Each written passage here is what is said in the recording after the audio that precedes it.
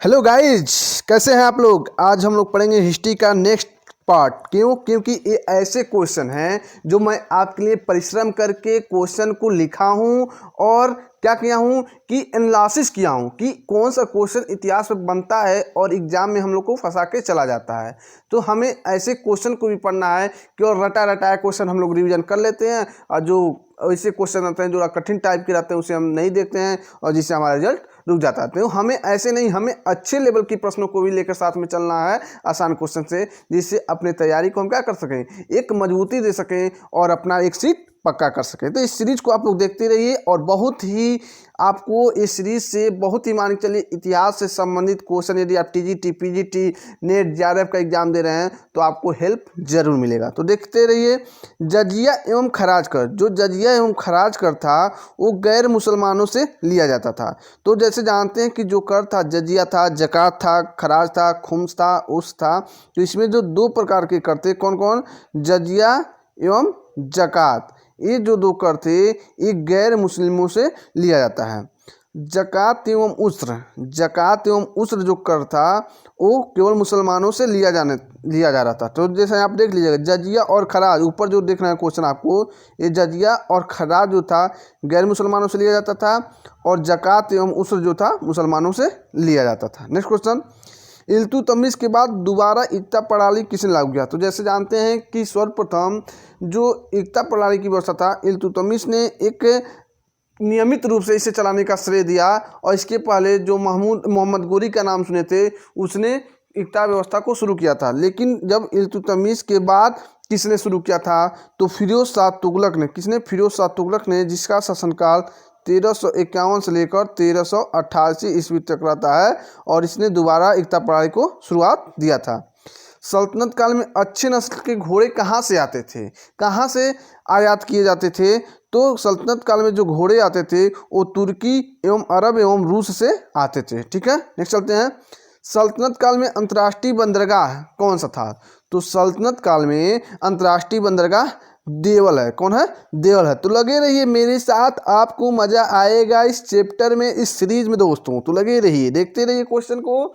निकोली Conti यानी Niccolo Conti कहाँ के यात्री था, तो पहले आप यही जान लीजिए कि निकोलो कोंटी जो था इटली का था और ये देवराय प्रथम के शासनकाल में आया था। जैसा कि आप जानते हैं संगम वंश का शासनकाल होता है जब विजयनगर में मोहम्मद बिन तुगलक के शासनकाल में 1300, आप लोग पढ़े होंगे, 1336 ईस्वी में जब संगम वंश की स्थापना हो जाती है तो उसी का एक शासक रहते हैं देवराय प्रथम। तो निकोलो कोंटी जो था देवराय प्रथम के शासनकाल में आता है और ये इटली का निवासी था।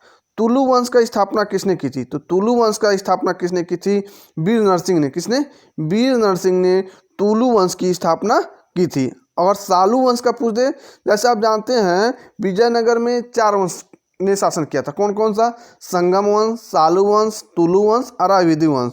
तो वही तुलु वंश की स्थापना किसने किया था, तो वीर नरसिंह ने किया था। पांडुरंग महात्म्यन की रचना किसने की थी, तो तेनालीराम राम किसने की थी। ठीक है, नेक्स्ट चलते हैं। नागलपुर नामक किसने बसाया था, तो नागलपुर नामक नगर जो था कृष्णदेव राय ने बसाया था। कृष्णदेव राय का शासनकाल क्या था, 1509 ईस्वी से लेकर 1529 ईस्वी। ठीक है, नेक्स्ट चलते हैं। अराविदु वंश की स्थापना किसने की थी, तो अराविदु वंश की स्थापना तिरुमल ने की थी। आप लोग ध्यान दीजिएगा कि अराविदु वंश की स्थापना तिरुमल ने की थी। ठीक है, नेक्स्ट चलते हैं। अराविदु वंश का अंतिम शासक कौन था, तो अराविदु वंश का अंतिम शासक रंग तृतीय था। कौन था, रंग तृतीय था। नेक्स्ट क्वेश्चन, पुर्तगाली यात्री डोमिंगो पायस, ये देखिए पुर्तगाली यात्री था डोमिंगो पायस और एक और यात्री था डुआर्ड बारबोसा। क्या था, डुआर्ड बारबोसा था। एक कृष्णदेव के शासनकाल में आया था। कृष्णदेव राय बहुत ही इंपॉर्टेंट हैं, तो यहाँ से क्वेश्चन बहुत बनता है, तो इसे आप लोग ध्यान दीजिएगा कि पुर्तगाली यात्री डोमिंगो पायस और डुआर्ड बारबोसा जो थे कृष्णदेव राय के शासनकाल में आए थे और कृष्णदेव राय का शासन था 1509 से 1529। ठीक है, नेक्स्ट चलते हैं। 1535 ईस्वी में पुर्तगाली यात्री नूनीज, क्या है, पुर्तगाली यात्री नूनीज जो थे वो किसके शासनकाल में आए थे, तो अच्युत देव राय के शासनकाल में आए थे। तो इसे भी आप लोग ध्यान दीजिएगा। विजयनगर में आय का सबसे ज़्यादा स्रोत क्या था, यानी आय का सबसे बड़ा स्रोत क्या था, तो लगान था। वहाँ का जो भूमि कर था वही विजयनगर में आय का सबसे बड़ा स्रोत था। ठीक है, नेक्स्ट क्वेश्चन, विजयनगर के साम्राज्य में, यानी विजयनगर का जो साम्राज्य था, तो गांवों में विशेष सेवाओं के बदले जो दी जाने वाली भूमि थी, लगान मुक्त होती थी, उस भूमि को क्या कहा जाता। तो इंपॉर्टेंट क्वेश्चन है, इसे आईएमपी लगा दीजिए। अगर आप टीजीटी पीजीटी की तैयारी कर रहे हैं, यूपीएससी की तैयारी कर रहे हैं, तो ये क्वेश्चन बनेगा कभी ना कभी। ठीक है, और कई बार बना भी हुआ है। तो विजयनगर साम्राज्य के गाँव में विशेष सेवाओं के बदले जो भूमि दी जाती थी, लगान मुक्त होती थी, और उस भूमि को उम्बल कहा जाता था। क्या कहा जाता था, उम्बल कहा जाता था। नेक्स्ट क्वेश्चन, युद्ध में शौर्य का प्रदर्शन करने वाले, यानी युद्ध में प्रदर्शन करते करते और कोई व्यक्ति उस परिवार का अगर मान लीजिए मृत्यु हो जाता था, तो उसके परिवार को जो लगान मुक्त भूमि दी जाती थी उसे रट्ट कोडगे कहा जाता था। क्या कहा जाता था, रट्ट कोडगे कहा जाता था, और एक कड़ा भी दिया जाता था। तो इसे आप लोग याद रखेंगे। ठीक है, नेक्स्ट क्वेश्चन चलते हैं। उत्तर भारत से दक्षिण भारत में, यानी जो नॉर्थ इंडिया है वहाँ से साउथ इंडिया में जो आकर बसता है, तो उसे बड़वा कहा जाता था। क्या कहा जाता था, बड़वा कहा जाता। तो ये भी क्वेश्चन बना हुआ है, तो ध्यान दीजिएगा आप लोग। हसन गंगू ने अपनी राजधानी कहाँ बनाई थी। तो हसन गंगू आप लोग जानते हैं कि बहराम शाह का मौजूद, बहराम शाह नहीं, हसन गंगू जो था उसने एक नगर की स्थापना की थी, किसके शासनकाल में, तो मोहम्मद बिन तुगलक के शासनकाल में बना था, और 1342 में स्थापना की थी। उसी ने अपनी राजधानी गुलबर्गा को बनाया था। हसन यानी अलाउद्दीन हसन बहमन शाह, अलाउद्दीन हसन बहमन शाह का पुत्र था मोहम्मद शाह। कौन था, मोहम्मद शाह। ठीक है, नेक्स्ट क्वेश्चन चलते हैं। भीमा नदी के तट पर, भीमा नदी के तट पर फिरोजाबाद की स्थापना किसने किया था। तो भीमा नदी के तट पर फिरोजाबाद की स्थापना ताजुद्दीन फिरोज ने किया था। ठीक है, तो बहमनी वंश का अंतिम शासक कौन था। तो बहमनी वंश का अंतिम शासक था कलीमुल्लाह था। क्या था, कलीमुल्लाह था। तो जो यहाँ मैं बताया हूँ क्वेश्चन, हसन गंगू, इसने ही बहमनी वंश का स्थापना किया था। ठीक है, नेक्स्ट चलते हैं। 1339 और 40 में, 1339-40 में कश्मीर में प्रथम मुस्लिम वंश की स्थापना किसने किया था। तो 1339-40 में कश्मीर में पहली बार मुस्लिम वंश की स्थापना शाहमीर ने किया था, और यही पहला शासक भी था। ठीक है, नेक्स्ट चलते हैं। महाभारत तथा राजतरंगणी, क्या है, महाभारत तथा राजतरंगणी का फारसी में किसने अनुवाद कराया था।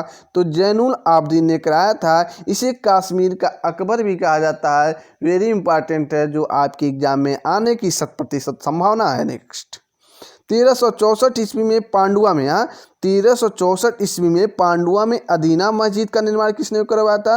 तो सुल्तान सिकंदर शाह ने। किसने कराया था, सुल्तान सिकंदर शाह ने। ठीक है, नेक्स्ट क्वेश्चन चलते हैं कि बाबर के आक्रमण के समय, तो बाबर का शासनकाल आप लोग जानते हैं कि 1526 ईस्वी से 1530 ईस्वी तक इसका शासनकाल है। तो वही पूछ रहा है कि बाबर के आक्रमण के समय बंगाल का जो कौन सा ऐसा शासक था। तो नुसरत शाह था। कौन था, नुसरत शाह। आप लोग यहाँ पे देख लीजिएगा, ध्यान दे दीजिएगा, कई बार क्वेश्चन बना हुआ है, और इसे रिवीजन करते रहिए, आपको याद भी हो जाएगा। बंगाल के गौड़ में, बंगाल के गौड़ में बड़ा सोना का निर्माण किसने कराया था। तो नुसरत शाह ने कराया था। ठीक है, नेक्स्ट क्वेश्चन चलते हैं। मालवा के मांडू किले का, यानी मालवा के मांडू किले का निर्माण किसने कराया था। तो हुसंग शाह ने मालवा के मांडू किले का निर्माण कराया था। ठीक है, तो वीडियो अगर आपको अच्छा लग रहा हो, अच्छे लेवल के प्रश्न मिल रहे हैं आपको, तो वीडियो को क्या करिए, लाइक करिए, और अपने दोस्तों में अधिक से अधिक शेयर कर दिए, और चैनल को सब्सक्राइब करके बगल में घंटी के निशान को दबा लीजिए, जिससे अगले वीडियो का ऐसे जोरदार वीडियो पाने के लिए आप पे नोटिफिकेशन सबसे पहले पहुंचे। तो लगे रहिए मेरे साथ हैरी 2 क्लासेस के साथ।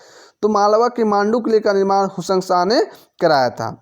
1405 ईस्वी में मालवा के शासक बनते ही अलप खां, कौन था, 1405 ईस्वी में मालवा का शासक बनते ही अलप खां किसकी उपाधि धारण की थी। तो हुसंग शाह ने। यही अल्प खां जो था हुसंग शाह के नाम से शासन व्यवस्था को अपने चलाने का प्रयत्न किया। रूपमती महल का निर्माण, अगर एग्जाम में क्वेश्चन बन जाए तो कितने की क्वेश्चन, यानी कितने लोग ये क्वेश्चन छोड़ के चले आएंगे। तो रूपमती महल का निर्माण किसने कराया था? तो नसरुद्दीन शाह ने करवाया था। किसने कराया था? नसरुद्दीन शाह ने। मालवा के मांडू में जहाज महल का निर्माण किसने करवाया था? तो मालवा के मांडू में जहाज महल का निर्माण गयासुद्दीन खिलजी ने कराया था। ये दक्षिणी भारत का इतिहास है और दक्षिणी भारत का इतिहास हम लोग पढ़ते हैं, वहाँ पे हम लोग कमज़ोर हो जाते हैं और अब क्वेश्चन को गलत करके चले जाते हैं। तो ऐसा नहीं करना है, हमें सभी चैप्टर को पढ़ना है और अच्छे से पढ़ना है, जिससे आप अपने तैयारी को मजबूती दे सकें और अपने लक्ष्य को प्राप्त कर सकें। चलिए नेक्स्ट चलते हैं। 1448 में चित्तौड़ में विजय स्तंभ किसने बनवाया था? तो ये तो सभी लोग जानते होंगे, राणा कुंभा ने बनवाया था। Next question. 1382 में नर्मदा तथा ताप्ती नदियों के बीच किसकी स्थापना हुई थी? तो खान देश की स्थापना हुई थी। और किसने किया था? तो मलिक अहमद रजा फारूकी ने। किसने? मलिक अहमद रजा फारूकी ने खान देश की स्थापना की थी। बाबर की मृत्यु कहाँ हुई थी? तो बाबर की मृत्यु आगरा में हुई थी, लेकिन उसे बाद में कहाँ दफनाया गया था? काबुल में दफनाया गया था। ठीक है, नेक्स्ट चलते हैं। हुमायूं को कोहिनूर हीरा, जो बाबर का लड़का है हुमायूं, जिसका शासनकाल 1530 ईस्वी से लेकर 1556 ईस्वी तक है, लेकिन बीच में जो 1540 ईस्वी से 1545 ईस्वी का काल आता है, उस काल में शेर शाह शासन करता है।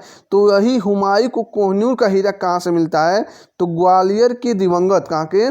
ग्वालियर के दिवंगत राजा विक्रमजीत के परिवार से हुमायूं को कोहिनूर में मिलता है, कोहिनूर हीरा जो होता है। ठीक है, नेक्स्ट चलते हैं।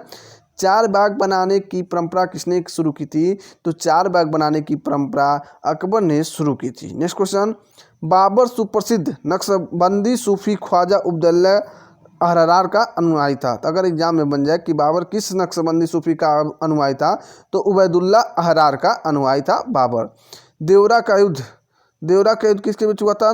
तो शेर शाह और हुमायूं के बीच देवरा का युद्ध 1531 ईस्वी में हुआ था। ठीक है, नेक्स्ट क्वेश्चन पर चलते हैं।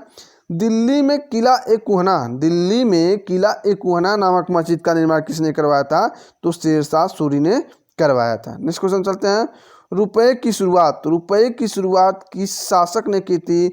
तो रुपए की शुरुआत शेर शाह सूरी ने किया था और इसका शासनकाल 1540 से 1545 ईस्वी में हुमायूं के शासनकाल के दौरान रहता है। ठीक है, नेक्स्ट चलते हैं। पट्टा प्रथा और कबूलियत प्रथा की शुरुआत किसने की थी? तो शेर शाह सूरी ने की थी। किसने की थी? शेर शाह सूरी ने। नेक्स्ट क्वेश्चन पर चलते हैं। शेर शाह ने जो कर व्यवस्था लगाया था वो 1/3 लगाया था। क्या लगाया था? 1/3 लगाया था और उसने सर्वप्रथम डाक प्रथा का प्रचलन भी किया था। नेक्स्ट क्वेश्चन चलते हैं। अकबर ने दाऊद खां से बिहार तथा बंगाल को किस वर्ष जीता था? अकबर ने बिहार तथा बंगाल को किस वर्ष जीता था? तो 1574 से लेकर 1576 के मध्य अकबर ने जीता था। नेक्स्ट क्वेश्चन पर चलते हैं। अकबर ने 1592 ईस्वी में उड़ीसा को निसार खां से जीता था। ठीक है, आप लोग ध्यान दीजिएगा। यानी कहने का तात्पर्य है कि 1592 ईस्वी में उड़ीसा को किससे जीता था? निसार खां से जीता था। और 1571 में गुजरात को अकबर ने जीता था। कभी एग्जाम में कूट बन जाए कि किस वर्ष कौन सा राज्य जीता था, तो आप इसे आसानी से याद कर लें। तो 1571 में गुजरात और 1592 में उड़ीसा और 1576 में बिहार एवं बंगाल। ठीक है, नेक्स्ट चलते हैं। हल्दी घाटी का युद्ध 1576 ईस्वी में होता है। कब होता है? 18 जून 1576 ईस्वी को हल्दी घाटी का युद्ध होता है। तो अकबर की सेना का नेतृत्व कौन कर रहा था? तो मान सिंह एवं आसफ खान थे जो अकबर के युद्ध का नेतृत्व कर रहे थे। और ये जो युद्ध हुआ था हल्दी घाटी का, ये अकबर एवं महाराणा प्रताप के बीच हुआ था। नेक्स्ट चलते हैं। अकबर ने इलाही संवत की शुरुआत कब की थी? तो यहाँ पे ध्यान दीजिएगा, एक दिन ए इलाही धर्म है और एक इलाही संवत है, तो आप यहाँ पे कंफ्यूज ना होइएगा, इसे एक बार ध्यान से आप देख लीजिए। तो इलाही संवत की जो शुरुआत हुई थी 1583 ईस्वी में हुई थी और दिन इलाही जो धर्म था 1582 में, यानी दिन इलाही धर्म पहले आया और संवत जो शुरू हुआ उसके एक साल बाद हुआ 1583 में। नेक्स्ट क्वेश्चन चलते हैं। अकबर ने जगत गुरु की उपाधि किसे दी थी? तो अकबर ने जगत गुरु की उपाधि हरविजय सूरी को दिया था। किसे? जैनाचार्य हरविजय सूरी को दिया था। अब्दुल समद कौन था? तो अब्दुल समद अकबर का चित्रकार था। क्या था? अब्दुल समद अकबर का चित्रकार था। नेक्स्ट क्वेश्चन पर चलते हैं। अकबर ने किसे अमीर उल अमरा की उपाधि दी थी? तो अकबर ने अमीर उल अमरा की उपाधि भगवान दास को दिया था। पंचतंत्र का फारसी में अनुवाद किसने करवाया था? तो क्या किया था? अगर करवाया था तो अकबर कहेंगे, लेकिन किया किसने था? तो पंचतंत्र की रचना किसका है? तो ये भी जान लीजिए आप, विष्णु शर्मा का। किसका है? विष्णु शर्मा का है। तो इसका फारसी में अनुवाद अनवर ए सादात के नाम से अबुल फजल ने करवाया था, जो अकबर के नवरत्नों में से एक था। ठीक है, नेक्स्ट चलते हैं। और यार ए दानिश के नाम से मोहम्मद हुसैन फौजी ने किया था। ठीक है, नेक्स्ट क्वेश्चन। यदि पूछता है कि पंचतंत्र का फारसी में अनुवाद अनवर ए सादात के नाम से किसने किया था, तो आप अबुल फजल को ट्रिक करेंगे। और यार ए दानिश के नाम से पूछता है तो मोहम्मद क्या कहेंगे? हुसैन फौजी को टिक करेंगे। अकबर ने महापात्र की उपाधि किसे दी थी? तो अकबर ने महापात्र की उपाधि नरहरि को दी थी। किसे दी थी? नरहरि को दी थी। शाहजहां ने किसे खान ए खाना की उपाधि दी थी? तो शाहजहां का शासनकाल आप लोग जानते हैं, जहांगीर का लड़का क्या था? शाहजहां था। और शाहजहां का शासनकाल था 1627 से लेकर 1658 ईस्वी तक। तो शाहजहां ने महावत खां को, किसे? महावत खां को खान ए खाना की उपाधि दी थी। आगरा की जामा मस्जिद का निर्माण किसने करवाया था? तो आगरा की जामा मस्जिद का निर्माण जहां आरा ने करवाया था। किसने करवाया था? जहां आरा ने करवाया था। धर्मत एवं सामूगढ़ का युद्ध कब हुआ था? तो धर्मत एवं सामूगढ़ का युद्ध हुआ था 1658 ईस्वी में दारा शिकोह एवं औरंगजेब के बीच हुआ था। किसके बीच हुआ था? दारा शिकोह एवं औरंगजेब। जैसा जानते हैं शाहजहां के कितने पुत्र थे? 4 पुत्र थे और 3 पुत्रियां थी। ठीक है, तो वही जो शाहजहां के जब कारावास में बंद होता है तो शाहजहां का उत्तराधिकार का युद्ध होता है। तो 5 युद्ध होता है। कौन कौन होता है? आप ऐसे याद करते हैं, बीडीएस खाद, ऐसे याद कर लेंगे तो आप क्रमबद्ध रूप से याद करें। बीडीएस का मतलब होता है बहादुरगढ़ का युद्ध, और डी का होता है धर्मत का युद्ध, एस से होता है सामूगढ़ का युद्ध, खास होता है खजनी का, और द से होता है देवराई का युद्ध होता है। ठीक है। वंशीधर मिश्र तथा हरिनारायण मिश्र किसके दरबार में संस्कृत के कवि थे? तो वंशीधर मिश्र और हरिनारायण मिश्र संस्कृत के कवि थे शाहजहां के शासनकाल में। हरिनारायण मिश्र और वंशीधर मिश्र ये शाहजहां के शासनकाल के कवि थे। औरंगजेब के गुरु का क्या नाम था? तो औरंगजेब को जिंदा पीर भी कहा जाता था, जिसका शासनकाल था 1658 ईस्वी से लेकर 1707 ईस्वी तक। तो इसके गुरु का नाम था मीर मोहम्मद हकीम। कौन था? मीर मोहम्मद हकीम। औरंगजेब का विवाह किसे हुआ था? तो औरंगजेब का विवाह दिलरास बानो बेगम से हुआ था। किससे हुआ था? दिलरास बानो बेगम से हुआ था। मुगल काल में मंत्रिपरिषद को क्या कहा जाता था? तो मुगल काल में मंत्रिपरिषद को विजारत कहा जाता था। और प्रांतीय राजस्व का जो प्रधान होता था मुगल काल में, प्रांतीय राजस्व का जो प्रधान होता था दीवान होता था, और सैन्य का प्रधान जो होता था मीर बख्शी होता था, यानी बख्शी होता था। दिल्ली पर आक्रमण करने वाला पेशवा कौन था? प्रथम पेशवा कौन था? तो दिल्ली पर आक्रमण करने वाला प्रथम पेशवा बाजीराव प्रथम था। किसे था? बाजीराव प्रथम था। भारत पर आने वाला प्रथम अंग्रेजी जहाज कौन सा था? तो भारत पर आने वाला प्रथम अंग्रेजी जहाज रेड ड्रैगन था। कौन था? रेड ड्रैगन था। 1674 में पांडिचेरी की स्थापना किसने की थी? तो 1674 में पांडिचेरी की स्थापना फ्रांसिस मार्टिन ने किया था। किसने किया था? फ्रांसिस मार्टिन ने। ठीक है, नेक्स्ट क्वेश्चन चलते हैं। किसके शासनकाल में बंगाल को भारत का स्वर्ग कहा जाने लगा? किसके शासनकाल में? तो अलवर्दी खां था। कौन था? अलवर्दी खां था। और इसी के काल को बंगाल को भारत का स्वर्ग कहा जाता है। शेर ए मैसूर के नाम से कौन विख्यात था?